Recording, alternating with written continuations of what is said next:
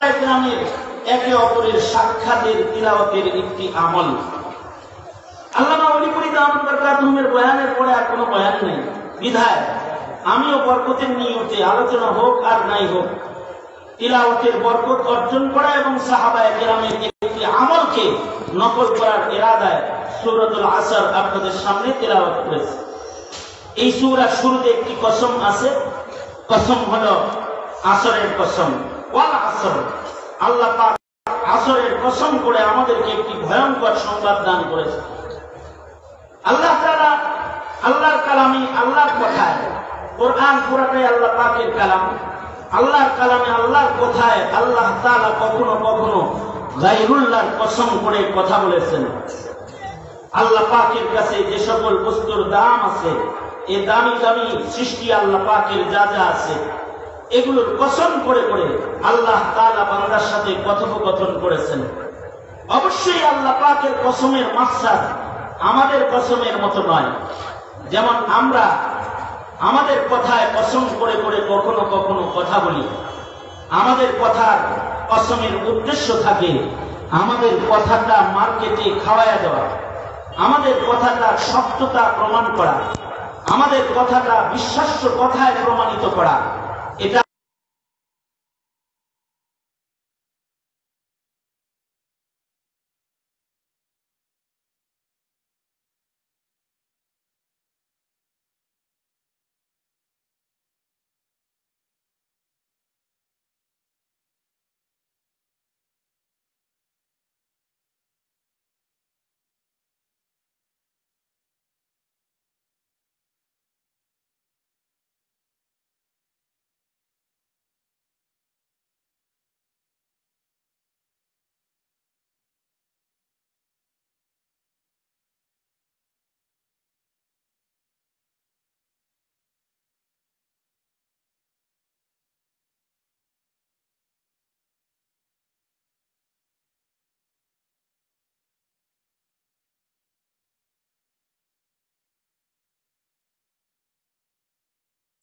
কারণ কসম করে যখন ভালো কথাও চালায়, তখন কসম করে মিথ্যা কথাও কয়। কসম করে অনেক সময় মিথ্যা কথা বলে ফেলে। মিথ্যা কথা যদি কেউ কসম করে আল্লাহর নামে কসম করে বলে, তো তার উপরে লানত। আবার কসম করলে, কসম যদি কেউ ভেঙে ফেলে, এটা বিরাট বড় একটা মুসিবত। কারণ কসম ভাঙলে তো গোলাম আজাদ করার বিধান আছে। এখানে সচরাচর কসম করতে নাই, কথায় কথায় কসম করতে করে কথা বলতে নাই। কসম তো নিজের কথার ওজন বাড়ানোর জন্য, জরুরতের কারণে বান্দা কসম করে। বান্দা যেন কসম করার সময় বাপের কসম, মায়ের কসম, গায়রুল্লাহর কসম যেন বান্দা না খায়। এ কারণে আল্লাহ নিজে গায়রুল্লাহর কসম করে কথা বলেছে। বান্দা যেন শুধুই মাত্র আল্লাহর কসম করে যেন কথা বলে, গায়রুল্লাহর কসম যেন বান্দায় না খায়। কারণ যে জিনিসের কসম খায়, ওই জিনিসের আজমত হৃদয়ে আনতে হয়। গায়রুল্লাহর কসম করে গায়রুল্লাহর আজমত মানুষের দিলে দরকার নেই। মানুষের দিলে পরিপূর্ণ আজমত একমাত্র একজনের থাকবে। একজনকে এসে আজমত করবে, ভয় করবে, সর্বোচ্চ ভয় করবে, সর্বোচ্চ হুকুম যার আজমত রক্ষা করে বান্দা মানবে, তিনি বান্দার জন্য তার স্রষ্টা আল্লাহ। এখানে বান্দা যখন কসম করবে তখন আল্লাহর নামে কসম করবে। কিন্তু আল্লাহ তাআলা গায়রুল্লাহর কসম করে কথা বলেছেন। আল্লাহ পাক যে গায়রুল্লাহর কসম করে কথা বলেছেন, আল্লাহ তাআলা আল্লাহর কথাকে ওজন বানাইবার জন্য গায়রুল্লাহর কসম করেন নাই। কারণ আল্লাহ পাকের কথা সবই ওজনদার। কালামুল মুলুকি মুলুকুল কালাম। অথবা আল্লাহ তাআলা আল্লাহর কথাকে বিশ্বাস করানোর জন্য কসম করেন নাই। আল্লাহর কথা কসম ওয়ালাটা যেমন বিশ্বাস করতে হয়, কসম ছাড়াটাও এরকমই বিশ্বাস করতে হয়। কারণ ওমান আসদাকু মিনাল্লাহি কিলা, আল্লাহর চেয়ে সত্য বলবে ওয়ালা আর কে আছে। এ কারণে আল্লাহর কসম ওয়ালা কথা যেমন, কসম ছাড়া কথাও এরকম।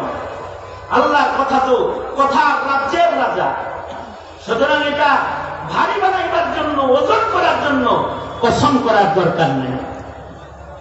তবে আল্লাহ তাআলা আল্লাহর কালামে কখনো কখনো কসম করে কথা বলেছেন। কসম করে আল্লাহ তাআলা আল্লাহর সৃষ্টির কসম করে আল্লাহ তাআলা মানুষদেরকে যে জিনিসের কসম করেছেন ওই জিনিসের দিকে দৃষ্টি আকর্ষণ করেছেন। আল্লাহ পাক কসম করে মানুষদেরকে যে জিনিসের কসম করেছেন তার দিকে যত্নবান হইতে দৃষ্টি আকর্ষণ করেছেন। জায়গায় জায়গায় আল্লাহ তাআলা কসম করেছেন, কসম করে আল্লাহর সৃষ্টির দিকে দৃষ্টি আকর্ষণ করে আল্লাহর সৃষ্টির থেকে আল্লাহ পাককে চিনতে বলেছেন। আল্লাহ পাকের সৃষ্টিটা ভালো করে তাকায় দেখতে বলেছেন। আল্লাহ পাকের সৃষ্টির থেকে শিক্ষা অর্জন করতে বলেছেন। যেমন কখনো আল্লাহ পাক সূর্যের কসম করেছেন ওয়াশ-শামস, কখনো কসম করেছেন ওয়াল কামার, অর্থাৎ চাঁদ তাকায় দেখো, সূর্য তাকায় দেখো, সূর্য কত বড়, তাহলে সূর্য যিনি বানাইছেন তিনি কত বড়। সূর্যের আলোর যেমন অস্ত আছে, তোমার জীবন আলোর অস্ত আছে। সূর্যের আলোর যেমন বার্ধক্য আছে, তোমার জীবনের বার্ধক্য আছে। সূর্যের যেমন উদয় আছে, পৃথিবীতে নতুন নতুন মানুষের উদয় আছে। সূর্যের যেমন ডুবে যাওয়া আছে, মানুষগুলোরও এরকম দুনিয়ার জমিন থেকে ডুবে যাওয়া আছে। মৃত্যুর মাধ্যমে মানুষগুলা ডুইবা যায়। চাঁদ নজর করে তাকায় দেখো, রাতের বেলায় কত সুন্দর মিষ্টি আলো আল্লাহ বানাইছেন। চাঁদ আর সূর্যের ভেতরে আল্লাহ তাআলা সময় ঘড়ি, মানুষদেরকে আল্লাহ তাআলা চাঁদ সূর্যের মাধ্যমে ইবাদতের ওয়াক্ত শিখাইছেন। আল্লাহ পাক কসম করে চাঁদ সূর্য তাকায়া দেখতে বলেছেন। সূর্যের উদয়, সূর্যের অস্ত, রাতের আধার এবং রাতের ইতি, রাতের শুরু আল্লাহ তাআলা দেখে দেখে ইবাদত করতে বলেছেন। রোজা রাখবা, চাঁদ দেখে দেখে রোজা রাখতে বলেছেন।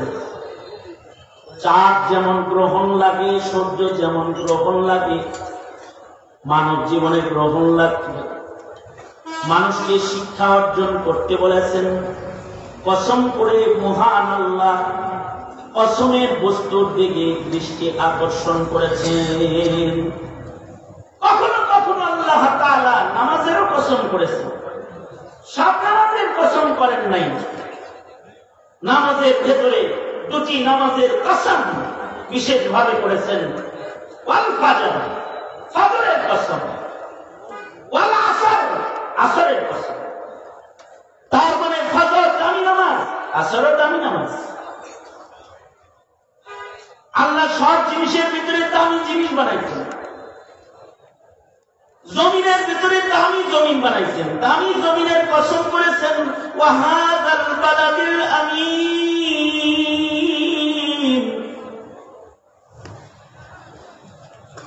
আল্লাহ তাআলা আসমানি কিতাবের ভেতরে দামি কিতাব বানাইছেন, এটার কসম করেছেন। ওয়াল কুরআনিল হাকীম। আল্লাহ তাআলা রাতের ভেতরে দামি রাত বানাইছেন। দামি রাত বর্ণনা করে বোঝানোর জন্য দামি রাতের নামে আলাদা সূরা নাযিল করেছেন। শুধু কসম করে এর দাম বোঝান নাই। আল্লাহ তাআলা রাতের নামে সূরাতুল কদর দান করেছেন। রাতের ভেতরে সর্দার রাত দিয়েছেন, দিনের ভেতরে সর্দার দিন আছে। এই দিনের নামে আলাদা সূরা আল্লাহ তাআলা দান করেছেন, সূরা জুমা, যেখানে জুমার দিনের বিধান বলেছেন সাইয়্যিদুল আইয়াম, দামি দিবস দান করেছেন। মানুষের ভেতরে দামি মানুষ দান করেছেন মুহাম্মাদুর রাসূলুল্লাহ সাল্লাল্লাহু আলাইহি ওয়াসাল্লাম।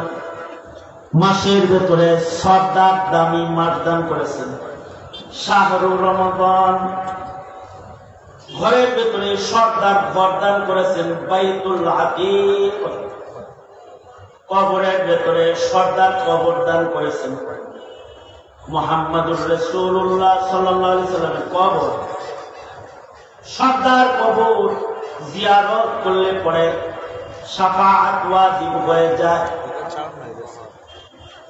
আল্লাহ পাক পাহাড়ের ভেতরে সর্দার পাহাড় দান করেছেন, সাফা মারওয়া তুর নূর সুর।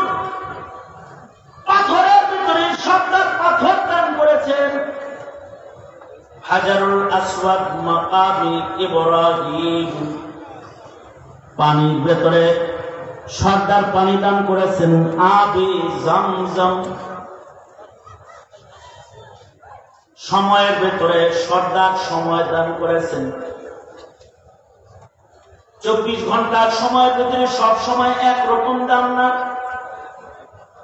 24 ঘন্টার ভিতরে একটা সর্দার সময় হলো ওয়াক্তুল ফাজর।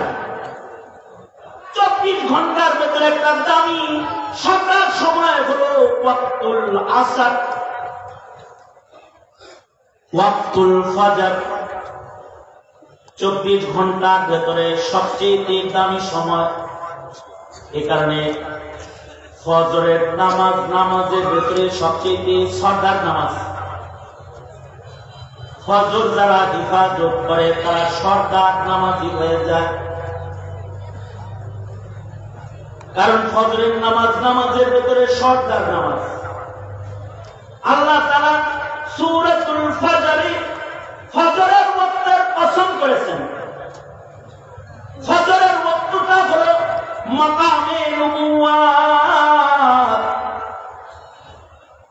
আল্লাহ তাআলা ফজরের ওয়াক্তের সময় বাবা আদম থেকে শুরু করে আমাদের নবী পর্যন্ত সকল নবীদেরকে ফজরের ওয়াক্তের সময় আল্লাহ তাআলা নবুয়ত দান করেছেন। ফজরের ওয়াক্তটা সর্দার ওয়াক্ত, ওয়াক্তের ভেতরে সবচেয়ে দামি ওয়াক্ত। এ কারণে নামাজের ভেতরে ফজরের নামাজ সবচেয়ে দামি নামাজ। অথচ অনেক নামাজের কাছে ফজরের গুরুত্ব নাই। এরা 4 ওয়াক্ত পড়ে, ফজর পড়ে না। ফজর যারা পড়ে না তারা আসমানে তাদের নাম নামাজির খাতাই উঠে না। আসমানে যদি কেউ নামাজি হিসেবে নিজের নাম এন্ট্রি দিতে চায় তাহলে তাকে ফজরওয়ালা হইতে হয়, ফজরের হিফাজত করনেওয়ালা হইতে হয়। ফজরের নামাজ, নামাজের ভেতরে সরকার নামাজ। আর আসরের নামাজ, নামাজের ভেতরে ওয়াজির নামাজ। ওয়াক্তুল আসর ওয়াজির ওয়াক্ত, এটাও 24 ঘন্টার ভেতরে দামি ওয়াক্ত। আসরের ওয়াক্তটা হলো মাকামে বিলায়াত। ফজরে দিয়েছে আল্লাহ তাআলা নবুয়ত। আর আসর যারা হিফাজত করে তাদের আল্লাহ পাক দিয়ে দেন বিলায়াত। বিলায়াতের মর্যাদা আসরের হিফাজতের মাধ্যমে বন্টন হয়। এ কারণে ওলি বুজুর্গ চয়ন করতে আসরের নামাজের হিফাজতের মাসালা। এই কারণে খাজা কুতুবউদ্দিন বখতিয়ার কাকি রহমাতুল্লাহ আলাইহি উনি চাইলেন ওনার জানাজার নামাজটা একজন ওলি পড়াক। এটা ওনার জীবনের চাওয়া, জানাজাটা যেন একটা ওলি বুজুর্গ পড়ায়। খলিফারা বলে ওলি বুজুর্গটার নাম বলে যান। খাজা কুতুবউদ্দিন বখতিয়ার কাকি বলে কোন ওলি আমার জানাজা পড়াবে তার নাম বললাম না, তবে ওলির 4টা গুণ বলে যেতেছে। এই 4টি গুণ যার ভেতরে পাইবা তাকে আমার জানাজার ইমাম বানাবা। এক নাম্বার গুণ হলো যার বালেক হওয়ার পর থেকে আমার জানাজা পর্যন্ত জীবনে কোনোদিন তকবীরে উলা ছুটে নাই।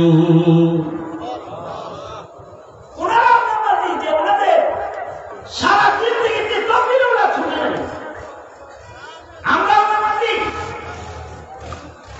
আমাদের কাছে তকবীরে উলার দাম নাই। খেলায় খেলায় তকবীরে উলা আমরা ছুটে ছেড়ে দিই। এমনকি জুমার নামাজ এসে কোন রকমে নামাজ ধরার স্বভাব মুসলমানদের আছে, খুতবা শোনার আদত নাই। নামাজ জামাত কয়টা এটা দেখে দেখে বের হয়, কোন রকম যেন জামাতটা পায়, তাকবীরে উলার প্রতি গুরুত্ব নেই। অথচ তাকবীরে উলার মাধ্যমে বেলায়েত বন্টন হয়। এ কারণে আমাদের বুজুর্গরা তাকবীরে উলার নামাজ পড়ছেন। আমাদের এক বুজুর্গ ছিলেন সাঈদ ইবনে মুসাইয়িব রাহমাতুল্লাহ আলাইহি। উনি 40 বছর তাকবীরে উলার নামাজ খালি পড়েন নাই, 40 বছর আযানের আগে উনি মসজিদে যায় বসে থাকতেন। সুবহানাল্লাহ কাল বলেন কত বছর? 40 বছর। আযানের আগে উনি মসজিদে প্রবেশ করেছেন 40 বছর। ওনাকে প্রশ্ন করা হয়েছে, আযানের আগে মসজিদে আসেন কেন? উনি বলতেন, হাসরে যদি আল্লাহ এমন কোন মামলা খারাপ করে আমার ঘরে তোরে ডাইকা ডাইকা আনা লাগতো কেন? তখন আল্লাহর এই মামলায় হাজিরা দিয়ে কথা বলা সাহসটা হাত জ্বালান মালিকের সামনে আমার নাই। তোরে ডাইকা আনা লাগতো কেন? আযান দিয়ে তোরে মসজিদে আনা লাগতো কেন? এটা যদি আল্লাহ তাআলা জিজ্ঞাসা তাহলে আমি ধরা খাইছি। এ কারণে ওই মামলায় যেন ময়দানে মাহশারে আমি যেন গ্রেফতার না হই, এ কারণে আযানের আগে মসজিদে এসে বসে থাকি। মসজিদে এসে আযানের আগে বসে থাকতেন 1-2 ওয়াক্ত না 5 ওয়াক্ত। মসজিদে এসে আযানের আগে বসে থাকতেন সাঈদ ইবনে মুসাইয়িব লাগাতার 40 বছর। কত বছর? 40 বছর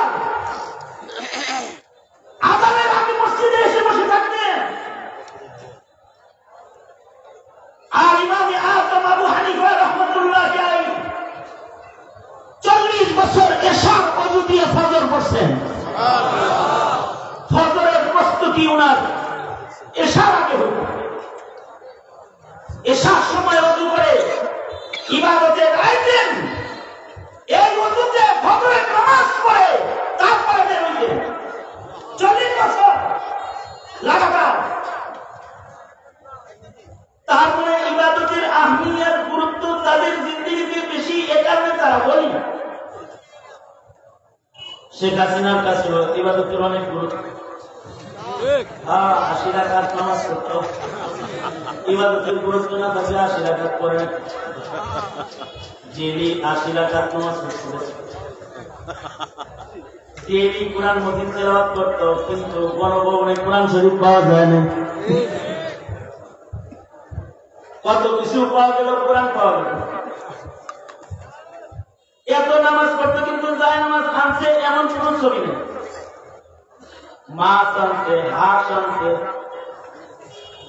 টেলিভিশন বিলাল রয়েছে, জানালার পর্দা রয়েছে, বিছনার চাদর রয়েছে, সব আছে কিন্তু ওগুলো নেই। বাপের নামাজি না, বাপের নামাজি না। বাপ করে নামাজি আর কাম করে পূজা। এরকম মুনাফিকি নামাজি না। তাকবীরে উলার ইখলাস ওয়ালা নামাজ পড়েছে 40 বছর। ইহতিমামের সাথে আযানের আগে মসজিদে গেছে 40 বছর। কারণ তাকবীরে উলার অনেক দাম।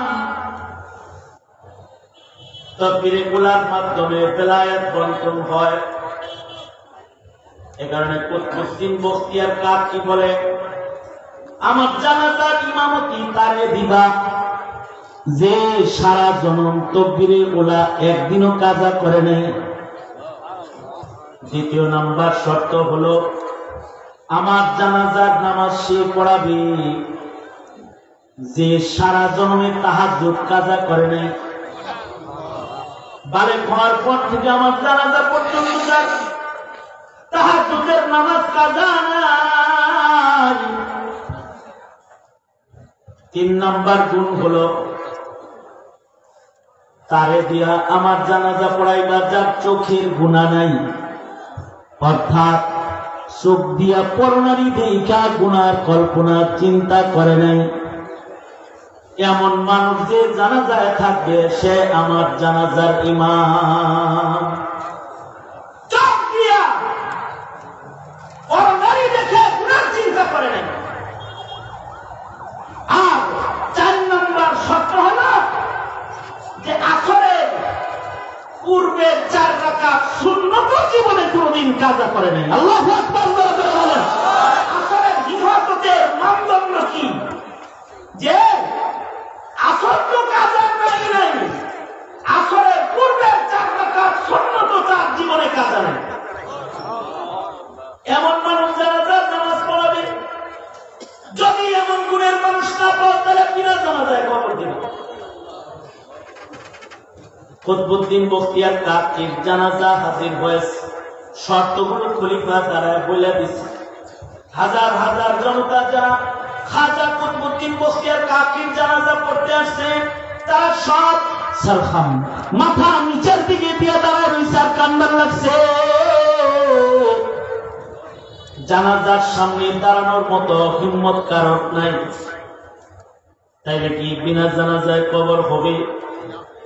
লম্বা আরসা পড়ে একজন মানুষ ধীরে ধীরে কাতার থেকে আগায় এসে কুতুবউদ্দিনের লাশের সামনে এসে দাঁড়ায় গেলেন। নাম তার দিল্লির সুলতান শামসুদ্দিন আলতামাস রহমাতুল্লাহ আলাইহি, একজন রাজনীতিবিদ, দিল্লির শাসক। তিনি কুতুবউদ্দিনের জানাজার সামনে দাঁড়ায় কপালে চুমা দিয়ে কয়, নিজের বেলায় লয়া আল্লাহর কাছে চলে যেতেছেন আর আমার আমল গোপন তথ্য ফাঁস করেন কেন? আজকে আপনার জানাজা পড়াইতে যাইয়া আমার জিন্দেগির গোপন রাজ এটা মানুষে বইয়া দিতে আমি বাধ্য হইতেছি। ময়দানে মাশারে কিন্তু আমার রাইখা জান্নাতে যায় না। জানাজার ইমামতি করলেন সুলতান শামসুদ্দিন আলতামাস রহমাতুল্লাহ আলাইহি, যার সারা জিন্দেগিতে আসরের নামাজের সুন্নত কাজা নাই। আসরের সুন্নতটাও তার জীবনে কোনদিন কাজা করে না। এরা হলো আমাদের পিতৃপুরুষ, যাদের সারা জিন্দেগিতে চোখের গুনাহ নাই, যাদের সারা জিন্দেগিতে তাহাজ্জুদ কাজা নাই, যাদের সারা জিন্দেগিতে তাকবীরে উলা শুনে নাই, যাদের সারা জিন্দেগিতে আসরের নামাজ তো দূরের কথা, আসরের পূর্বের সুন্নত সারা জীবনে কাজা করে না। আল্লাহু আকবার কাবীরা। আমাদের বাচ্চাদের ইবাদত। তার মানে হলো আসর দিয়ে বেলায়েতের মাকাম বন্টন হয়। এখানে আসরের ওয়াক্তটা দামি ওয়াক্ত। নামাজের ভিতরে আসরের নামাজ দামি নামাজ, ফজরের নামাজ সবচেয়ে দামি নামাজ। কারণ ফজরের মাধ্যমে শুকরিয়া আদায় হয়। ফজরের আগে রাতের বেলায় সবাই ঘুমায় যায়। ঘুম হলো মৌত, ঘুম হলো এক প্রকারের মৃত্যু। আকুল মৌত, এটা মরণের মতন। অনেক সময় এই ঘুম শেষ ঘুম হয়ে যায়। ফজরের সময় মানুষ ঘুম থেকে জাগ্রত হয়। বলুন আওয়াজ করে, ঘুমের পরে আবার জাগ্রত করে কে?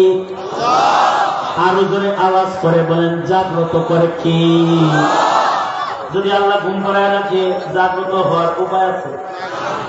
আসহাবে কাহাফে আল্লাহ 309 বছরে জাগ্রত করেনি, কারণ ঘুম কার দান? জোরে বলেন কার দান? ঘুম আল্লাহর দান। ঘুম হলো মরণের মতন। এখানে ঘুমের দোয়া হলো আল্লাহুম্মা বিসমিকা আমুতু ওয়া আহইয়া। ঘুমাইতে যাইতেছে না, রাত্রে মরতে যাইতেছে। ও আল্লাহ, আপনার নামে মরতেছি, আপনার নামে আবার জাগব, আপনার নামে ঘুমাইতেছি, আপনার নামে আমি উঠব। কারণ আপনি ঘুম দিবেন, আপনি আবার উঠাবেন। আপনি যদি না উঠান তাহলে উঠুন দেবেন, আল্লাহ না উঠাইলে আর উঠা যাবে না। ফজরের মাধ্যমে আল্লাহ তাআলা মানুষকে ঘুম থেকে উঠায়। এ কারণে ঘুম থেকে উঠা আবার শুকরিয়া আদায় করতে হয়। আলহামদুলিল্লাহিল্লাযী আহইয়ানা বা'দামা আমাতানা ওয়া ইলাইহিন নুশুর। আল্লাহর শুকর আদায় করতে হয়। ওগো আল্লাহ, আপনি ঘুমাইছিলেন, আমাকে ঘুম পাড়াইছেন, আবার উঠাইছেন, শুকরিয়া। আবার এক সময় কবরে আমাদের ঘুম পাড়াইবেন, আবার আপনার কাছে আমাদের সবাই উঠা লাগবো। দেখেন আল্লাহর রাসূলের প্রত্যেকটা সুন্নত আমলের ভিতরে ঈমানের শিক্ষা আছে। তার মানে ঘুমের দুয়ার ভিতরে আখিরাতের তালিম আছে। ঘুমের দুয়ার ভিতরে আল্লাহ পাকের পরিচয় আছে। ঘুমের দুয়ার ভিতরে আল্লাহর কুদরতের তালিম আছে। ঘুমের দুয়ার ভিতরে বাসবাদাল মওতের তালিম আছে। তুমি তোমার সন্তানদের মর্তমে পাঠাও নাই, ঘুমের দোয়াটাও পারে না, কালিমাটাও পারে না, ঘুমের দোয়া পারে না। যে কারণে ওর ঈমান নাই, ওর নাস্তিক হয়ে যেতেছে। কারণ ওর তো ঘুমের দোয়াও ঠিক নেই, ঘুমানোর দোয়াও পারে না, বাথরুমে যাওয়ার দোয়াও পারে না, খাওয়ার দোয়াও পারে না, ঘরে ঢুকার দোয়াও পারে না, ঘর থেকে বেরোনোর দোয়াও পারে না। ওর জীবনে ঈমান থেকে বহু দূরে ওর অবস্থান। আল্লাহ তাআলা কসম করে বলতেছেন, আসরের কসম, ইন্নাল ইনসানা লাফী খুসর। নিশ্চয়ই পৃথিবীর সব মানুষ ধ্বংসের ভেতরে নিপতিত। এই কথাটা বলতে আল্লাহ তাআলা কসম করে বলতেছেন। কসমটা করছেন, আবার আসরের ওয়াক্তের কসম করেছেন, অথবা কালের কসম করেছেন, অথবা আসরের নামাজের কসম করেছেন। আসরের নামাজের কসম করে আল্লাহ তাআলা আসরের দিকে দৃষ্টি আকর্ষণ করেছেন। তার মানে আসরের দিকে তাকাও। আসর যেমন অবহেলা করলে হঠাৎ ডুইবা যায়, হায়াতে অবহেলা করলে হঠাৎ করে আজরাইল তোমার কাছে চলে আসবে। তোমার হায়াত কিন্তু আসরের মতন হঠাৎ করে শেষ হয়ে যাবে। সুতরাং আসর যেমন অবহেলা করা নিষেধ, ওয়াসসালাতিল মুস্তা, আল্লাহ বলেন নামাজ হেফাজত করো, বিশেষভাবে অবহেলা করবা না। আসরকে বিশেষভাবে আসরকে যত্ন করে হেফাজত করবে। কারণ আসরের নামাজ এমন নামাজ যেটা অবহেলা করলে হঠাৎ করে এটা কাজা হয়ে যায়। যাওয়া বাজারে এসে বাস থেকে নামছে, অবহেলা করছে, বাড়িতে আসর করবো না। বাড়িতে যাওয়ার সময় রিক্সার চাকা পাঞ্চার হয়ে আসর রিক্সার উপরে গেছে। হাইটা যাইতে যাইতে মাগরিবের আযান দিছে। সামান্য অবহেলা করলে আসর যেমন ডুবে যায়, হায়াতে যারা অবহেলা করে হঠাৎ করে তাদের হায়াত সূর্য ডুবে যায়। এ কারণে আল্লাহ তাআলা বলেন আসরে তাকাও, আসরে তাকাও। আমাদের এক বুজুর্গ বলেন সূরাতুল আসরের তাফসীর বুঝে আসছে বাজারে যে আমরা তাফসীর শুনি, তাফসীর মাহফিলে, আর বুজুর্গ বলে সূরা আসরের তাফসীর বুঝে আসছে বাজারে যে। বাজারে যে কিভাবে সূরা আসরের তাফসীর বুঝে আসলো? ওই বুজুর্গ বাজারে গেছেন, তো বাজারে যায় দেখে এক লোক বরফ বিক্রি করতেছে। কি বিক্রি করে? বরফ। গরমের দিন বরফ বেচতেছে, বরফ কিনে নিয়ে মানুষ রোজার মাসে ইফতার করবো, ঠান্ডা শরবত বানাইব, তো বরফ হাতে চিল্লায়, এ বরফ কিনবা বরফ। আর এত জোরে জোরে চিল্লাইতেছে যে এক চিল্লানি জ্বালায় বাজারে আর কোনো আওয়াজ শোনা যায় না, খালি বরফ বরফই শোনা যায়। বুজুর্গ বলে, এই বরফ বরফ করে চিল্লাচ্ছেন। বরফ বরফ করে চিল্লাও না মানে চিল্লাই এর জন্য 1 মিনিট দেরি হইলে বরফ ছোট হয়ে যায়। বরফ হাতে লইছে, যত দিন যাইতেছে তত এটা গলতেছে, 1 মিনিট যাইতেছে আর বরফটা গলবার লাগছে, ছোট হইতেছে, যত ছোট হইব দাম তত কম হইব। এ কারণে চিৎকার করে করে বরফ বরফ বলি, যাতে বরফটা গলার আগে বিক্রি হয়, এটা যেন শেষ হওয়ার আগে বেচা যায়। বরফ যেমন সেকেন্ডে সেকেন্ডে ছোট হয়ে যায়। ইন্নাল ইনসানা লাফি খুসর, সেকেন্ডে সেকেন্ডে মানুষের হায়াত বরফের চাকার মতো ছোট হওয়া, সব কবর ঘরের দিকে যাইতেছে। ওই কথাটাই ইন্নাল ইনসানা লাফি খুসর, সব মানুষ হলো কবর পথের যাত্রী, সবার হায়াত বরফের মতো ছোট হইতেছে। আর দুনিয়া মুদবিরাতুন ওয়াল আখিরাতু মুকবিলাতুন, হায়াত শেষ হইতেছে, দুনিয়া ফুরা যাইতেছে, আর কবর আমাদের সামনে আসতেছে। এই যে কবর সামনে আসতেছে, হায়াত ফুরাইতেছে, হায়াতটা হঠাৎ ফুরায় যাবে, বুঝানোর জন্য আল্লাহ তাআলা আসরের কসম করেছেন।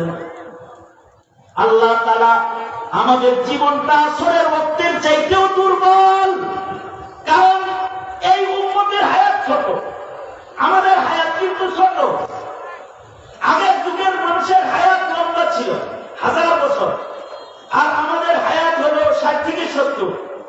আমাদের নবীর হায়াত 63, আবু বকরের হায়াত 63, হযরত ওমরের হায়াত 63, ইমামে বুখারী রাহমাতুল্লাহির হায়াত 63, ইমাম নববীর কর্ম হায়াত মাত্র 14-15 বছর, লেখাপড়া শেষ করে মাত্র 15-16 বছর উনি কাজ করছেন, এরপরে মরে গেছেন। তার মানে হলো এই উম্মতের হায়াত ছোট। আল্লাহ তাআলা এই উম্মতকে ছোট্ট হায়াত দান করছেন, আসরের মতো অবহেলা করলে এটা বুঝা যায়। এই মাহফিলে আমি যে বছর প্রথম আসছি, ওই বছরের চিত্র যদি তাকাই, ওই বছর আমার মুখে দাড়ি ছিল না। যখন প্রথম বছর আসছি, তুই যে একটা দাড়ি উঠছে না, আর এই সামান্য 17 বছরের ব্যবধানে আজকে আমার দাড়ি পেকে গেছে। এখন আমার লাঠি লাগে, লাঠি ছাড়া আমি চলতে পারি। জিন্দেগির হায়াতটা বরফের চাকার মতো আস্তে আস্তে কবরের দিকে যাইতেছি। সব সেকেন্ডে সেকেন্ডে জিন্দেগির মূল্যবান হায়াত ফুরা যাইতেছে।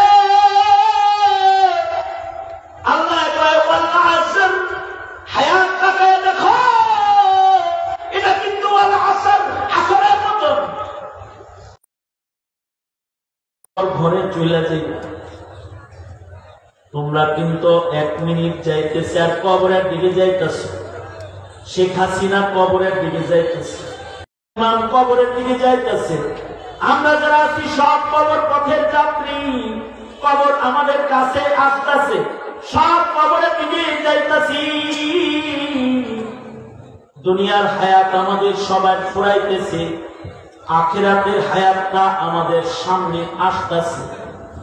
দুনিয়ার এই ছোট্ট হায়াতে যারা আল্লাহ পাকের পছন্দের কাজ হায়াতে যারা করবে, তাদের দুনিয়ার হায়াতকে আল্লাহ তাআলা শেষ করার মাধ্যমে তাদের জিন্দেগি শেষ করবে না, তাদেরকে আল্লাহ তাআলা আখিরাতের স্থায়ী হায়াতের সাথে তাদেরকে মিলায়া দিবে। যদি আল্লাহর পছন্দের 4টি কাজ কেউ করে, তাহলে হায়াত ফুরায় গেলে সে ধ্বংস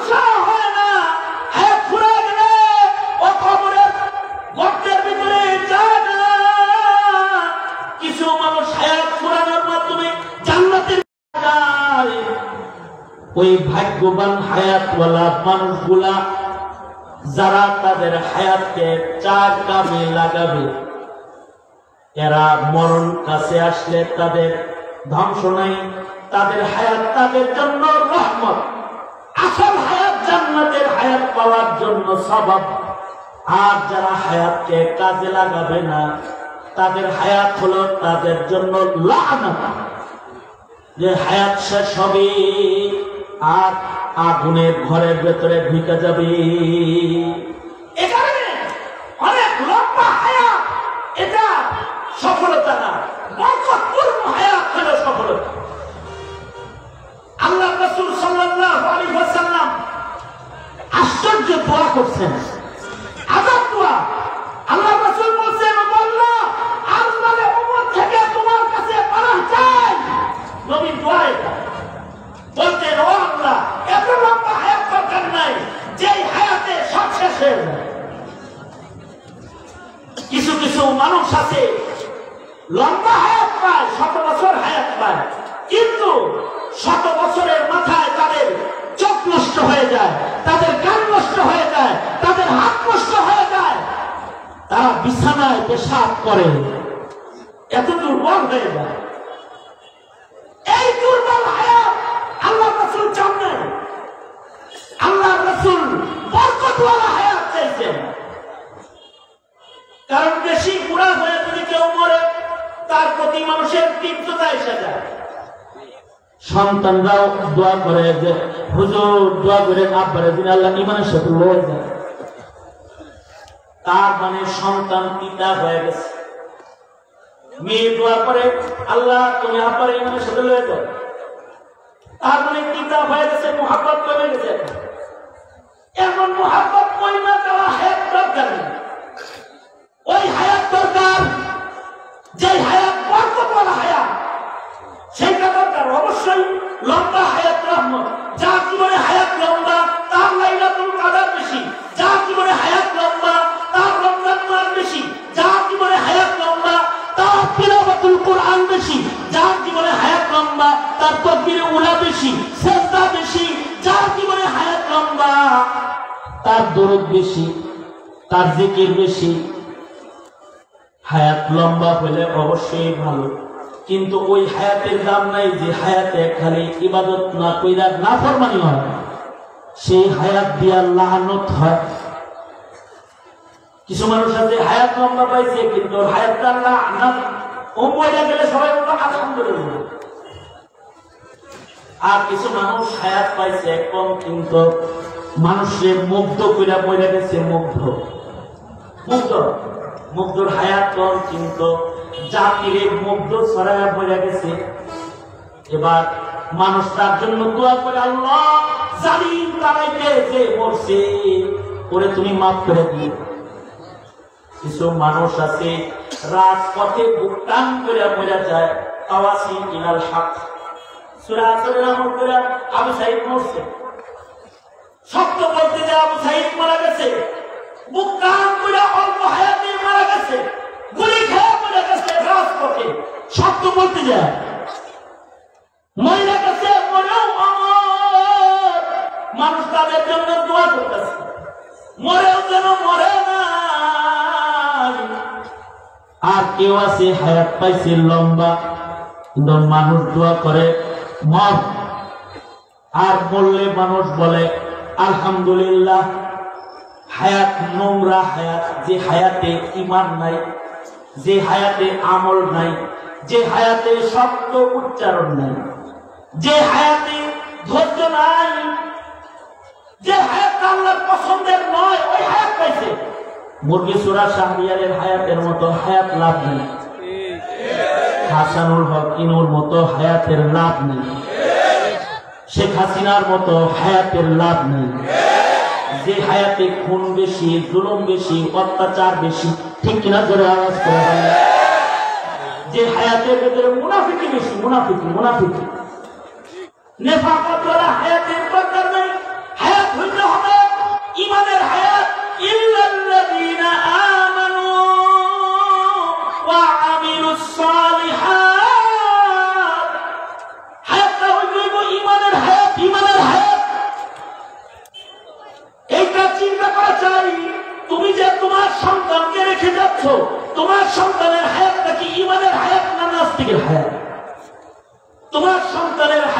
কি? ইমানদারের হায়াত নাকি কাদিয়ানির হায়াত? তোমার সন্তানের হায়াতটা কি নেক আমলের হায়াত নাকি পাপের রাজ্যে ঘোরাফেরা করার হায়াত? যদি তোমার সন্তানের হায়াত হয় বেঈমানের হায়াত, তোমার সন্তানের হায়াত যদি হয় পাপাচারের হায়াত, তোমার সন্তানের হায়াত যদি হয় অসত্য লালনের হায়াত, তোমার সন্তানের হায়াত যদি হয় অবৈধ হায়াত, তাহলে ওই হায়াত এটা দিয়ে কোনো লাভ নাই। এই হায়াত শেষ হওয়ার সাথে সাথে মানুষ কবরের ঘরে দোজখে ঢুকে যায়, সে ধ্বংস হয়ে যায়, মৃত্যুর মাধ্যমে ধ্বংস হয়ে ধ্বংসাত্মক কবরের বাসিন্দা হয়ে যায়। এ কারণে সাবধান, হায়াত যেন ক্ষতিগ্রস্ত হায়াত যেন আমাদের না হয়। শুধু আমাদের না, আমার সন্তানের হায়াত দোয়া করি তো সন্তানকে, আল্লাহ আমার বাল বাচ্চার হায়াত বন্ধ করে দাও। খালি দোয়া করলেই হয় না, দোয়ার মাধ্যমে ওই হায়াত সন্তানকে দিতে হয়, যে হায়াত হয় ইমানদারের হায়াত, আবেদের হায়াত, মুজাহিদের হায়াত, সেই হায়াত দিতে হয়। বেঈমান হয়ে সন্তান বেঁচে থেকেই লাভ কি? যে সন্তানের ঈমান নেই আর ঈমানদার হায়াত বলা সন্তান বেঁচে থাকলে বাপের লাভ আছে। ঈমানদার সন্তান নেকির কাজ করবে, সাদাকায়ে জারিয়া, বাবা মার কবরে আযাব পৌঁছতে থাকবে না, নেকি পৌঁছতে থাকবে। আর সন্তানের হায়াত যদি হয় বেঈমানি আর নষ্টানির হায়াত, তাইলে এই হায়াত থেকে সন্তান ক্ষতিগ্রস্ত, সন্তানের বাবা মাও ক্ষতিগ্রস্ত। মুহতারাম হাজিরিন, আমরা কোন হায়াতে আছি এটা হলো প্রশ্ন। আমরা কি লাভবান ক্যাপিটালওয়ালা নাকি ক্ষতিগ্রস্ত ক্যাপিটালওয়ালা? এইটা বিবেচনা করার এক বস্তু। হায়াত তো আমার মূল ক্যাপিটাল, আমার এই মূল ক্যাপিটালে আমি কি লাভবান নাকি ক্ষতিগ্রস্ত, এটা বিবেচনার বিষয়। অথবা আমার প্রজন্ম যারা হায়াত পাবে এদেরকে খালি ডিজিটাল হায়াত দিলে হবে না, এদেরকে দিতে হবে ইমানের হায়াত, ইমানের হায়াত দিতে হবে, এদেরকে দিতে হবে ইবাদতের হায়াত, এদেরকে দিতে হবে সত্য বলিষ্ঠ উচ্চারণের মুজাহিদের গাজীর হায়াত, এদেরকে দিতে হবে। প্রজন্মকে কোন জায়গায় রেখে যাচ্ছ তুমি? 16টি বছর আওয়ামী লীগ তোমার সন্তানদের বেঈমান বানায় বেঁচে থাকার হায়াত দেওয়ার চেষ্টা করছে। সারা বছরে কি না করছে? সারা বছর তোমার প্রজন্মের ঈমান নষ্ট করার আর আমল নষ্ট করার চক্রান্ত করেছে তারা। তুমি কি করবে এখন? তোমার কি করণীয়? এইটা হলো আমার বলার বিষয়। তারা তো 16 বছর তোমার সন্তানকে নবী ভুলায়া গেল, গোমাতা চিনায়া গেল, ধর্ম ভুলায়া গেল, গণতন্ত্রের রাজনীতির গুলাগুলি হেলমেট পরে মারামারি করায়া গেল। এই আওয়াজ করে বলেন না কেন? ঠিক না? ঠিক না? তোমার সন্তানকে নবী চিনালো না, নেতা চিনালো। নবী চিনালো না, মূর্তি দিয়ে দেশটা ভরে ফেললো, খালি বাবার গান শোনাইল, নবীর গান একটাও শোনাইল না, আল্লাহর গান একটাও শোনাইল না। স্বাধীনতার স্থপতি শেখ মুজিবুর রহমানকে চিনানোর জন্য তার জীবনী বই করা বাধ্যতামূলক করে দিল। জেলখানার ভিতরে এই বই পড়া বাধ্যতামূলক। আমরা জেলখানায় শেখ মুজিবের জীবনী পড়েছি। শেখ মুজিবের জীবনী, তার আত্মত্যাগের জীবনী যতটা ভালো করে পড়াইছে শেখ হাসিনা, তোমার নবীকে তোমার সন্তানকে পড়ায় চিনায় নাই, তার শিখিয়া না, একাও চিনায় নাই। সঙ্গত কারণে তোমার সন্তান শেখ মুজিবুর রহমান চিনলেও তোমার সন্তান মুহাম্মদুর রাসূলুল্লাহকেই চিনে না। তোমার সন্তান আওয়ামী লীগ দল চিনে কিন্তু দ্বীন ইসলাম চিনে না।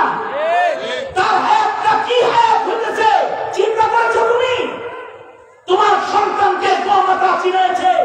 ট্রান্সজেন্ডার পড়াইছে, তোমার সন্তানকে সমকামিতা শিক্ষা দিয়েছে, কিন্তু ইবাদত শিক্ষা দেয় নাই এখানে। বরঞ্চ ইস্তেমার মা যেখানে ইবাদতের ট্রেনিং হয় সেখানেও হেলমেট বাহিনী ঢুকায়া মারামারি ঢুকায়া দিয়ে গেছে। একটা একটা মসজিদ বানাইছে উপজেলায়, কিন্তু বাংলাদেশের কোটি কোটি মসজিদে লাঠি আর ছুরি ঢুকায়া দিয়ে গেছে, এটা হাতি ও জাহাতির মারামারি ঢুকায়া দিয়ে গেছে। তোমার আমলকে বরবাদ করেছে, তোমার মসজিদের পরিবেশ নষ্ট করেছে, তোমার ইস্তেমার পরিবেশ নষ্ট করেছে। নাস্তিকদেরকে মর্যাদা দিয়ে দুনিয়ার মর্যাদা বুঝাইছে, খেলোয়াড়কে টেনে এনে নেতা বানিয়েছে, অভিনেত্রীকে নেতাকে টেনে এনে এনে সংসদ সদস্য বানিয়েছে, আর এদেশের শাইখুল হাদিস আলেম উলামাকে জেলখানায় বন্দী করে রেখে তোমার সন্তানকে নিম্নমানের মানুষ আর মর্যাদার মানুষ ভুল বিশ্লেষণে চিনায় দিয়ে গেছে।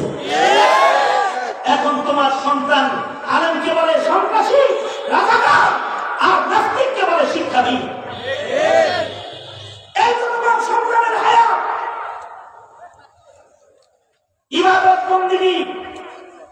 ইবাদত বন্দিগি নষ্ট করে পূজার আহ্বান করেছে, মুসলমানকে পূজা করা শিখাইছে। দেশের প্রধানমন্ত্রী হয়ে উৎসব পূজা সবার বলে মুসলিম যুবক যুবতীদেরকে পূজার পোশাক খেতে পূজায় প্রবেশ করাইছে। আর মুসলিম সন্তানরা ওয়াজ শুনে যেন ইমানের হায়াত আমলের হায়াত না বানাইতে পারে, ওয়াজ মাহফিল গুলো থানায় মর্গেজ দিয়ে গেছে। থানায় আলেমদের লিস্ট ছিল, তারা কথা বলতে পারে নাই, তাফসীর মাহফিল গুলো বন্ধ করা হয়েছে। এই যে তোমার সন্তানের বদামলির হায়াত আর বেঈমানের পথ যেটা খুলেছে, তুমি কি এটাই খুলে রাখবা সামনে, নাকি তোমার কিছু করণীয় আছে? তোমার করণীয় হলো আতাওয়াসাউ বিল হক, এটা তোমার করণীয়। আতাওয়াসাউ বিস সাবর, এটা তোমার করণীয়। তুমি শুধু নিজে সালেহ হবে না, তুমি হবা মুসলিম। তুমি শুধু নামাজ পড়বে না, তুমি তোমার সমাজকে নামাজি বানাবে। তুমি নিজে ঈমান শিখবে না, তোমার ঈমানদার সমাজকে ঈমানদার বানাবে। তাদেরকে রাসূল চিনাবে, তাদেরকে তুমি ইমাম চিনাবে। এটা আল্লাহ পাকের ফরমান। তাই যদি হয় তাহলে তুমি কি মনে করেছো আগামী প্রজন্মের হায়াত দামি বানাইতে তুমি ভোটটা গাড়ি কি চিন্তা করে রাখছো? তুমি চিন্তা করতেছ যে মার্কাবাজির রাজনীতি করে তুমি তোমার সন্তানের হায়াত বাঁচাবা? কঠিন কারো বাঁচাতে পারবা না। আমি একটা গরিবকেই ছোট্ট করি, সেটা হবে এই বিগত 14 বছরে আমার দেশে দ্বীনি শিক্ষা আর ইমানি হায়াতের যে অবনতন ঘটেছে, এর একটা জরিপ পেশ করছি আমি। সেটা হলো এই 14 বছর যাবৎ আমার মুসলিম দেশের সবাহি মক্তবগুলো বন্ধ হয়েছে। সকালবেলার মক্তব বন্ধ হয়েছে কত বছর? মোটামুটি 14-15-16 বছর। এখন সকালবেলা কেজি নামক স্কুল চালু হয়েছে, কিন্ডারগার্টেন স্কুল চালু হয়েছে। ভোরবেলায় স্কুল এসে আমার সন্তানের কাছ থেকে মক্তবের আলিম বাতাসা আর ইমানের কালিমা আর দোয়া কালাম যা শিখতো, এগুলো সব 16 বছরে এগুলো সব কেড়ে নিয়েছে। কেড়ে নিয়ে এই 16 বছর পরে যারা আজ যুবক হয়েছে, তুমি খেয়াল করে দেখো এই যুবকের ভেতরে যারা দাওয়াত তাবলীগ, ওয়াজ নসিহত, তাফসীর মাহফিল, উলামায়ে কেরামের বক্তব্য, এর বাইরের যে শ্রেণীটা আছে এরা সব নাস্তিকতামুখী হয়ে গেছে। এখন শাহবাগে নাস্তিকদের গণজমায়েত হয়। তোমার সন্তানের, তোমার ভবিষ্যতের এত বড় ক্ষতি সরকারিভাবে ইস্টাবলিশ করা হয়েছে। এখন তুমি তো 90% মুসলমানের দেশ, শাহজালালের ভূমির মানুষ। তোমার সংকল্প কি? তুমি কি করতে চাও? তোমার হায়াতকে তুমি কেমন বানাতে চাও? তোমার প্রজন্মের হায়াতকে তুমি কি করতে চাও? আল্লাহ বলে তাওয়াসাউ বিল হক, হক চিনায় যাও, সবাই সত্য চিনায় যাও। সত্য যদি তুমি চিনায় না যাও তাহলে তুমিও ক্ষতিগ্রস্ত, তোমার আওলাদরাও ক্ষতিগ্রস্ত। তুমি কবরে শুয়ে থাকবা আর তোমার নাস্তিক নাতিপুতির নাস্তিকতার সাদাকা আযাবে জারিয়া যেটা এটা কবরে শুয়ে শুয়ে পাইতে থাকবা। এই তো আমাদের সমাজ। সুতরাং আমার কথা খুব সোজা সাপটা কথা হলো এই, আগামীতে ভোট কারে দিবা এইটা তফসিল মাহফিল থেকে আজকে সিদ্ধান্ত হয়ে যাবে। ভোট তুমি কারে দিবা? যে নৌকা নিয়ে দাঁড়াইবো তারে আর ধানের শীষ নিয়ে দাঁড়াইবো তারে দিবা না, তোমার সন্তানের হায়াত বাঁচানোর গ্যারান্টি যে দিবে তাকে তুমি ভোট দিবা। তাছাড়া মুসলমানের বাচ্চা হয়ে যাকে তাকে সিল মারবি না বলে দিলাম সোজা সাপটা কথা।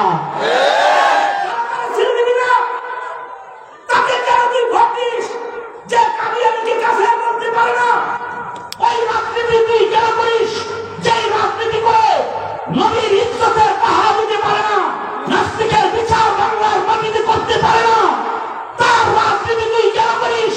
যেই রাজনীতি করে তোর বোনের ইজ্জতের পর্দার পাহাড়ি হয় না, ওই রাজনীতি তুমি কেন করো? যেই রাজনীতি করে তোমার প্রজন্মকে নাস্তিক বেঈমান মুরতাদ বানাইতে হয়, লাঠি মারো তোমার ওই রাজনীতিকে।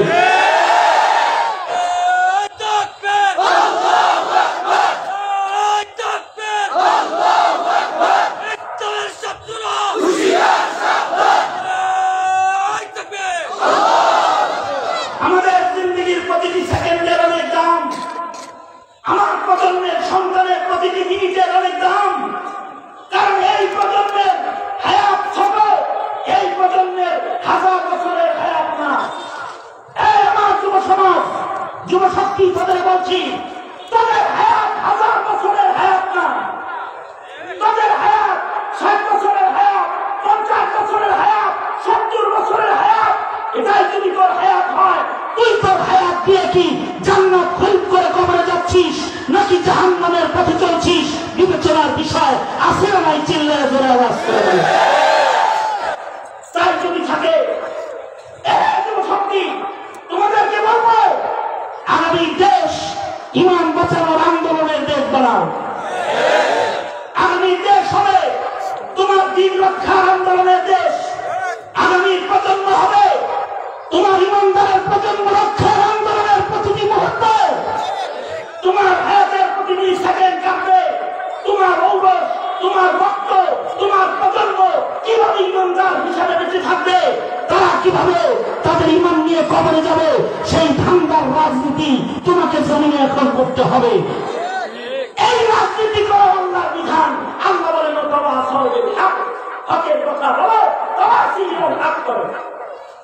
যারা এই হকের কথা বলে তারা হলো উম্মতের উলামায়ে কেরাম। উলামায়ে কেরাম কারো চেয়ার দিয়ে টানাটানি করে নাই। আওয়ামী লীগের চেয়ার উলামায়ে কেরাম নেয় নাই, বিএনপির চেয়ার উলামায়ে কেরাম টানাটানি করে নাই। তারপরেও এই আলেমদেরকে গ্রেফতার হতে হয় কেন? এই আলেমরা তোমার প্রজন্মের ইমানদারের ইমান বাঁচায় ভাড়ায়, এ কারণে। দেখো আরেকটা উদাহরণ বলে আমি আমার আলোচনা শেষ করি। সেটা হলো এই যে 5 তারিখের স্বাধীনতা অর্জিত হল। 5 তারিখে দেশ নতুন করে স্বাধীন হওয়ার পরে 24 ঘন্টার ভেতরে টোটাল বাংলাদেশ যে জিনিসটা পাইছে, বড় যে জিনিসটা পাইছে 24 ঘন্টার ভিতরে, সেটা হলো 24 ঘন্টার ভিতরে সব মূর্তি শুরু করছে। আওয়াজ করে বলো, আওয়াজ করে বলো, আওয়াজ করে বলো। 24 ঘন্টার ভিতরে স্বাধীনতার পরে সবচেয়ে বড় অর্জন আমাদের। গণভবন থেকে শেখ মুজিবের ছবিকে টেনে ফেলে দিয়েছে সেনাবাহিনীরা তাদের নিজের হাতে। মূর্তি ঘোড়ার সাথে মিলিয়ে দিয়েছে। সারা দেশ তো শেখ মুজিবের মূর্তির দেশ হয়ে গেছিল।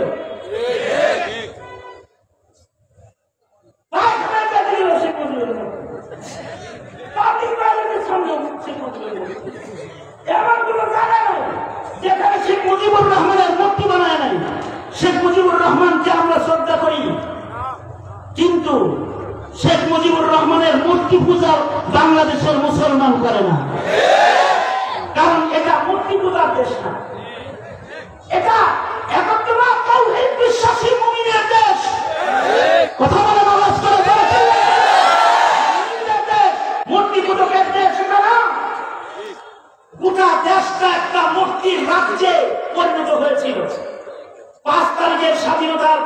সবচেয়ে বড় পুরস্কার যেটা নগদে পাইছি আমরা, সেইটা হলো 24 ঘন্টার ভেতরে এয়ারপোর্ট, রোড ঘাট, অফিস আদালতের কোনায় কানায় যত মূর্তি খাওয়া ছিল সব মূর্তি শুয়ে পড়ছে।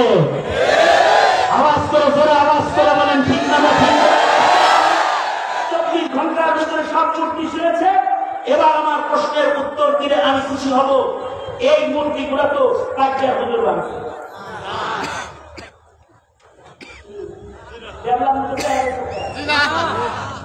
এগুলো তো কাজের হুজুর বানাচ্ছে, আবু খায়ের সব বানাচ্ছে, সব বানাচ্ছে, মামুনুল হক ভাঙ্গে পরিগঙ্গায় ফেলাইছে, খালিদ মোল্লা ইউজুরি একটা ধাক্কা দিছে নাকি বলো? কথা বলে না কেন? আওয়াজ করে। অথবা খালিদ সাইফুল্লাহর ভক্তরা বলছে না না না, কোন ছাত্ররা বলে না, কোন মাদ্রাসা কর্মী ইলমরা এই মূর্তিগুলা ভাঙে নাই, এই মূর্তিগুলাকে কোন মসজিদের ইমাম ভাঙে নাই, এই মূর্তিগুলাকে ঘোড়ার সাথে কোন মসজিদের মুয়াজ্জিন মিটায় নাই। তবে হ্যাঁ, এটা তো মাটি হিসাবে শাহজালালের মাটি, এটা ভারতের কোন ঘাঁটি না। এই মূর্তিগুলাকে তাই ভেঙেছে যারা ইব্রাহিমের চেতনা লালন পালন করে, যারা ইব্রাহিমের যোগ্য সন্তান। ওরা মূর্তি শুধু ভাঙাই, মূর্তির উপরে পেশাব করে দেখা দিয়েছে।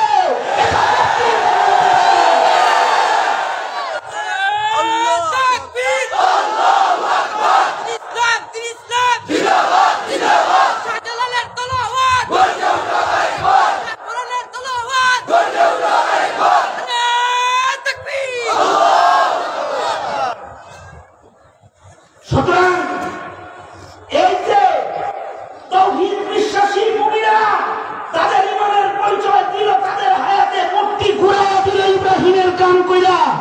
হ্যাঁ, এইটাই জাগ্রত করেছে মামুনুল হক, এইটাই জাগ্রত করেছে এদেশের উলামায়ে কেরাম।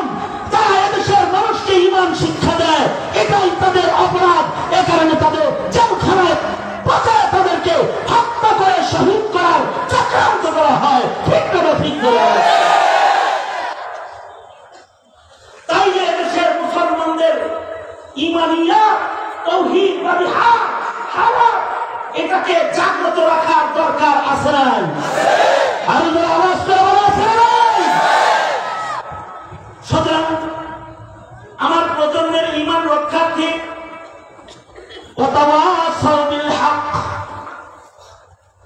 হকের দাওয়াত নিয়ে তোমাদের সকলকে হকের কর্মী হতে হবে। সত্যের সৈনিক হিসেবে তোমাদেরকে দাঈ ইলাল্লাহ করতে হবে। মনে রাখবে, সত্যের কথা বলতে গেলে তোমাকে গুলি খাওয়া লাগতে পারে শাপলার মতন,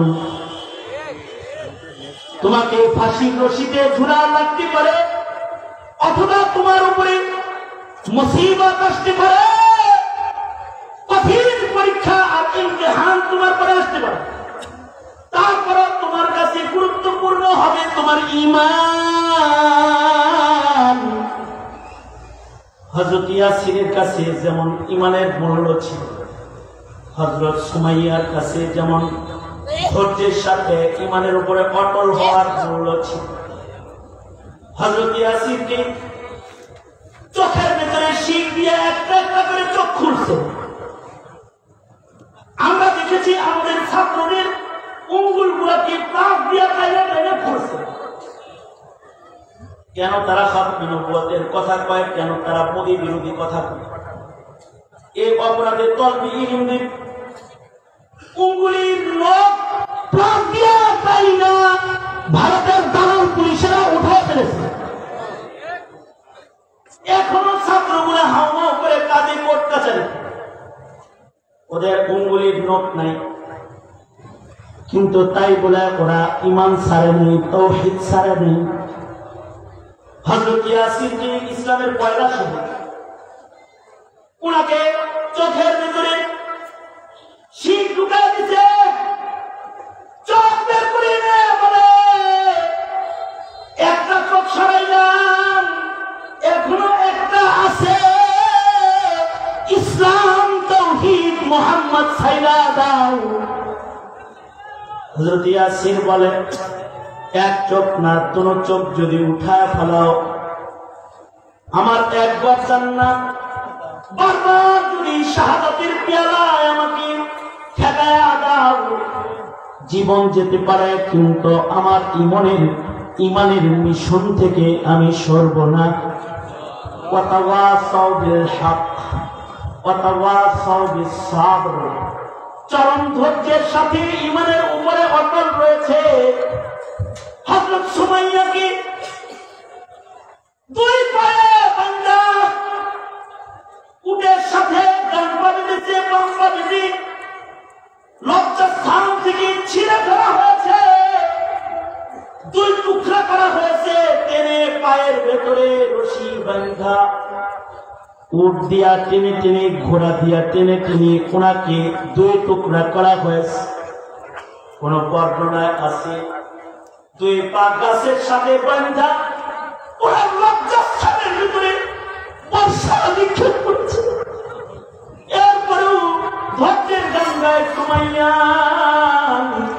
ওয়াতাওয়াসাউ বিস সাবর, অর্থাৎ তুমি ইমানের পথে চলতে তোমাকে কঠিন কিছুর মুখোমুখি হতে পারে, কখনো জেল জুলুম, কখনো তোমার জীবন দেওয়ার হুমকি, কখনো তোমাকে জীবন দিয়ে শাহাদাতের পেয়ালা চুম্বনের মতো ধৈর্য, এটাও তোমার ধারণ করা লাগতে পারে।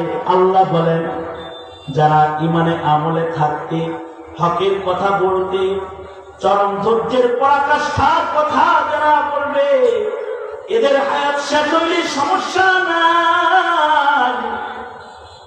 সব মানুষের হায়াত শেষ হইতেছে, কিন্তু আল্লাহ সূরা আসরে বর্ণিত মিশনের ভেতরে যদি কারোর হায়াত ফুরায় যায়, তাহলে তার কোনো চিন্তা নাই, দুশ্চিন্তা নাই।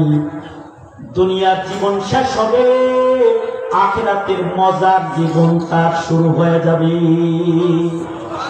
সুতরাং এহে আমার যুবশক্তি, এহে আমার ইমানদারেরা, তোমরা কি তোমাদের ঈমান, তোমাদের আমল, তোমাদের প্রজন্মের ঈমান, প্রজন্মের আমল রক্ষার্থে এদেশের আলেমদের সাথে যে কোনো সময় যে কোনো কোরবানি গ্রহণ করে হকের দাওয়াত আর ধৈর্যের সবরের জিহাদের দস্তরখানে, শাহাদাতের দস্তরখানে আজান আসলে হাজিরা দিতে রাজি থাকবে তো ইনশাআল্লাহ। এটাই 3 দিন ব্যাপী তাফসীর মাহফিলের কোরআনের আখেরি বক্তব্য। আসো, আগামী দেশ হবে কোরআন সুন্নাহর বাংলাদেশ, কারণ ভারতবাজির দিন শেষ, কোরআন সুন্নাহর বাংলাদেশ। ঠিক কিনা? এই শপথ যদি নিতে না পারো, তাহলে আজান বন্ধ হবে, নাস্তিকের আওয়াজ শুনবা, নামাজের জামাত বন্ধ হবে, নর্তকীর গানের আর পায়ের নাচের আওয়াজ শুনবে তুমি। যদি শপথ নিতে না পারো, তাহলে তোমার ভবিষ্যৎ হবে অন্ধকার, তোমার প্রজন্মের হায়াত হবে অন্ধকার আর ধ্বংসাত্মক এক হায়াত। সুতরাং এটা হতে দেওয়া যাবে না। প্রয়োজনে জীবন দিব, কাফন করে ময়দানে দাঁড়াবো, জান বাজি রাখবো, কিন্তু আল্লাহর জমিনে আল্লাহর খেলাফত কায়েম করেই ছাড়বো। আল্লাহর জমিনে নাস্তিকদের রাজ আমরা করতে দেব না, ইনশাআল্লাহ। আল্লাহ আমাদের তৌফিক দান করুন, আমিন। আরো যারা আওয়াজ করে বলুন আমিন। 3 দিন ব্যাপী তাফসীর মাহফিলকে আল্লাহ তাআলা কবুল মঞ্জুর করুক, এই মাজমাকে আল্লাহ তাআলা কবুল করুক, আমাদেরকে আল্লাহ তাআলা কবুল আর মঞ্জুর করুক। আলহামদুলিল্লাহি রাব্বিল আলামিন, والصلاة والسلام على سيد الأنبياء والمرسلين محمد وعلى آله وأصحابه أجمعين। رب العالمين 3 দিন ব্যাপী তাফসীর মাহফিলের আখেরি রজনী সূরাতুল আসরকে সামনে করে কিছু কথা তোমার বান্দাদের সামনে বলেছি। ডানে বামে আকাবির মুরব্বীরা বসে রয়েছে। ইয়া আল্লাহ, ভিক্ষুকের মতো 2টা হাত বাড়ায় ধরেছি, তুমি হায়াতের কসম করে আমাদের হায়াতের মূল্যায়ন করতে নির্দেশ করেছ। তোমার মূল্যায়নের আওয়াজ তোমার বান্দাদের কানে পৌঁছায় দিয়েছে। আল্লাহ ভিক্ষুকের মতো দুইটা হাত বাড়ায় দিয়েছে। জিন্দেগির সব গুনার জন্য তোমার কাছে মাপ চাই।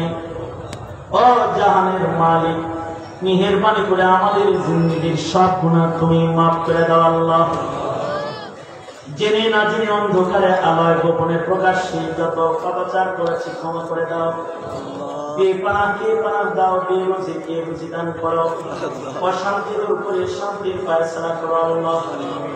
রব্বুল আলামিন তিন দিন যারা বয়ান নসিহত করেছেন সকলের নসিহতগুলো কবুল মঞ্জুর করে নাও। ঐতিহ্যবাহী তাফসীর মাহফিল যারা আয়োজন করে ইয়া আল্লাহ, তাদের শ্রম, তাদের মেহনত, তাদের কোরবানি তুমি কবুল মঞ্জুর করে নাও। শত শত উলামায়ে কেরামের মেহনত এই মাহফিল ঘিরে হয়, সকলকে কবুল করে নাও। মুরব্বীরা মাহফিলে বসে বসে চাঁদের মতো আলো দিলায়, এ সকল মুরব্বীদের হায়াত তুমি লম্বা করে দাও। আকাবির বুজুর্গরা যারা হাজির হয়ে কথা বলেছে তাদের নেক হায়াতে বারাকা দান করো আল্লাহ গো। এই মজমায় অনেকে মুহাব্বতের মানুষ, অনেকে দোয়া চেয়েছে, সকলের হকে দোয়া কবুল মঞ্জুর করে নাও। স্নেহের দেলোয়ারকে নেক সন্তান তুমি দান করো। ব্যবসায়ী ভাইয়েরা যারা দোয়া চেয়েছে, লিয়াকত ভাই সহকারে যত ভাই বেরাদাররা আছে যারা এই মাহফিলকে ঘিরে বহু আনন্দ, বহু খেদমত, তাদের রব্বুল আলামিন সকলের খেদমতগুলো কবুল করে নাও। আবুল খায়ের ভাইকে কবুল মঞ্জুর করো, সুস্থ নেক হায়াত দান করো। পাইকার হুজুরকে নেক হায়াত লম্বা করে দাও। আশপাশের যত মুরব্বীরা এসেছে সকলের নেক হায়াত লম্বা করে দাও। ইয়া আল্লাহ, বুড়াদের হযরত আবু বকর বানায় দাও, যুবকদের খালিদ বিন ওয়ালিদ বানায় দাও। আয় রব্বুল আলামিন, এই যুবকগুলার জওয়ানি তোমার কাছে আমানত দিয়ে গেলাম। যৌবনের গুনাহ থেকে তাদের সকলকে ধরে ধরে হেফাজত করো। পর্দার আড়ালের মা বোনদের হযরত ফাতিমা খাদিজা বানায় দাও। রব্বুল আলামিন, আমরা যারা হাত তুলেছি জানি না কার মা নাই, কার বাপ নাই। নিজের হাতে অনেকে নিজের মা কবরে রেখেছে, নিজের হাতে নিজের বাপ অনেকে কবরে রেখেছে। যাদের আব্বা আম্মা কবর জগতের বাসিন্দা হয়ে গেছে, তাদের মা বাবার কবর জান্নাতের বাগান বানায় দাও আল্লাহ। যাদের আব্বা আম্মা আছে হায়াত বাড়ায় দাও, বেশি বেশি করে খেদমত করতে পারে তৌফিক দাও। রব্বুল আলামিন, এই মুহূর্তে আমাদের সালাম পেয়ারা নবীর রওজার ধারে পৌঁছায় দাও। জানি না কোন দোকানের কাপড় রেডি হয়ে গেছে, কোন চোখের বাস না জানি পেয়ে গেছে, কখন মসজিদের কোনার পালকি বাড়ির দুয়ারে দাঁড়ায় দেয়। আল্লাহ, কবরের পালকি পাঠানোর আগে কামেল মুমিন বানায় দিও আল্লাহ। তারপরে আমি আসন্ন বিশ্ব ইজতেমা, ইয়া আল্লাহ, তারপরে আমি 29 তারিখ থেকে শুরু ফেব্রুয়ারি 1 তারিখ পর্যন্ত বিশ্ব ইজতেমা উলামাদের নিগরানিতে বিশ্ব ইজতেমাকে কবুল মঞ্জুর করে নাও। সফল করার জন্য দেশব্যাপী মেহনত করার তৌফিক সকলের তুমি দান করো আল্লাহ। রব্বুল আলামিন, আয় আল্লাহ, রব্বুল আলামিন, এই বাজার ব্যবসায়ী যারা রয়েছে তাদের ব্যবসা বাণিজ্যে বরকত দান করো। প্রাণ উজাড় করে এদেরকে দিনের কাজ করার জন্য তুমি তৈয়ার হওয়ার তৌফিক দাও।